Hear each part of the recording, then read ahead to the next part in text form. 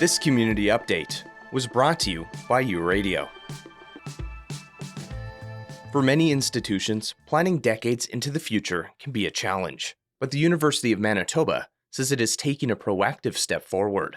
On Tuesday, the university unveiled its new capital project plan, Building Bold, a long-term vision aimed at reshaping its campuses across Manitoba, while addressing aging infrastructure, enrollment growth, and commitments to sustainability and reconciliation.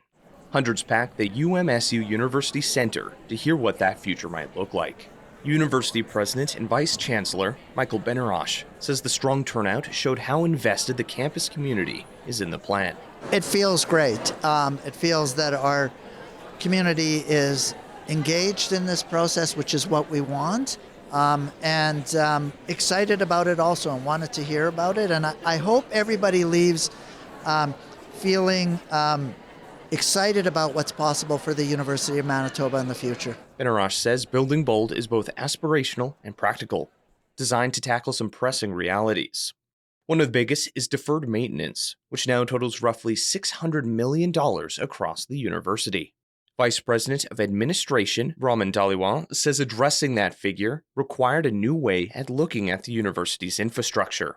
And we use a facility condition index as a way of keeping track of what's happening within our facilities if we're falling behind with our deferred maintenance. And so deferred maintenance is any renewal or repair that should happen on infrastructure that gets delayed due to funding constraints. And so by putting that information forward, it allows us to effectively plan. And so as you can see, using that facility condition index has helped us ensure that those projects that are advancing at the university are those ones that we saw as being on the critical list. That index audits all 155 university buildings, spread across more than 600 acres, identifying which facilities are in good shape and which are considered critical. Benarosh says having that full picture marks a major shift for the institution. Without having a comprehensive picture of our needs, we realized that we were chasing problems. So we were being reactive instead of proactive. And by being proactive, we feel that we can make better decisions. We'll still spend the same amount, but that those decisions will serve us better into the future, and they'll help us avoid repeat expenditures. He adds that those decisions also make the university more attractive to funders and partners by clearly outlining long-term priorities and reducing uncertainty. 3 areas anchor the early stages of Building Bold: the Fort Garry campus, the Bannatyne campus, and satellite locations across Manitoba. Dhaliwal says including every campus was essential. We're not a university without all those campuses included. So, Fort Garry campus is certainly our largest campus, but we have satellite locations as well. We wanted to ensure that whatever we put forward addressed all of our needs across all of our campuses, and it was holistic in that way. Several major projects are already identified under the plan. Among them, the long-anticipated replacement of the Elizabeth Defoe Library, a new agricultural building to replace the aging Ellis Research Labs, and major redevelopment at the Bannatyne campus, including the Dr. Gerald and Risa Niznik Center. Dhaliwal says the Defoe Library project is about far more than books. The Elizabeth Defoe Library replacement project isn't just replacing the library, it's much more than that. And that came out of our needs assessment and needs gathering through the faculties and units. So we rely on each individual unit to identify what the needs are throughout this process. And we've heard time and time again that we need more classrooms because we can't take old classrooms offline and renovate them, and our classrooms aren't up to date with technology. We've also heard that our students need more space to gather and come together.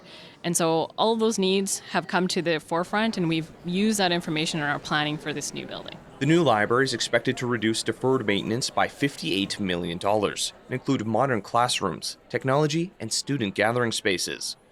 UMSU President Prabnor Singh said the plan reflects feedback students have shared for years. Happy to see the plan that the university is laying out for the next 30 years. Would love to see some more about the other satellite campuses and the inner city campus that we have as well.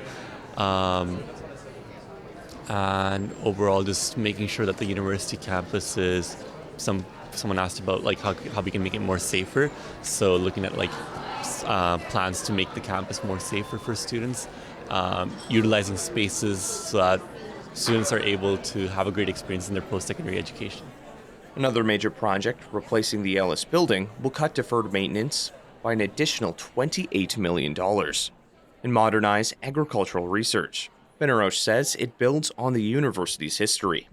A new agricultural building that allows agriculture to build on their long history at the University of Manitoba. We started as an agricultural college, but we'll open those opportunities for them to continue to advance agricultural education in Manitoba, but also move us to the forefront of research. Sustainability and reconciliation are also centered to Building Bold. All new projects will include Indigenous architects from the earliest design stages, with space for ceremony and smudging built into future facilities. Benaroche says the physical campus must reflect the values of the community it serves. We've made a deep commitment to reconciliation, and so if our buildings, if our structures, if our university doesn't reflect our community, that community is not going to feel welcome at this university. And we want them to be a part of that. We want them to help us plan what the university is going to look like. On sustainability, Dhaliwal says the plan acknowledges that decisions made today will shape the university for decades. And the way that we used to do things before is we looked at things on a project-by-project basis. But there was no clear sight line of, okay, we've made this commitment to achieve net zero greenhouse gas emissions. 30 years is a long time from now, but the decisions with capital that we make today have an impact. And we know capital is slow, so it's not like we can create a new building today and not think about our commitments and then come back to it. We just don't have the funding to do that. So this plan factors in, how do we get to net zero greenhouse gas emissions? What is the pathway to get there? It also looks at our commitments under Truth and Reconciliation as it relates to our built environment, and ensuring that we're laying the foundation today to see that transformation happen in our campus over the next 30 plus years. While the full vision of Building Bold could take decades to complete, university leaders say the plan provides a clear roadmap, one designed to guide smarter decisions, attract funding, and prepare the University of Manitoba for the future. You're listening to U Radio, where diverse voices connect. Stay tuned for more stories and insights that matter. With U Multicultural and the Local Journalism Initiative, I'm Ryan Funk.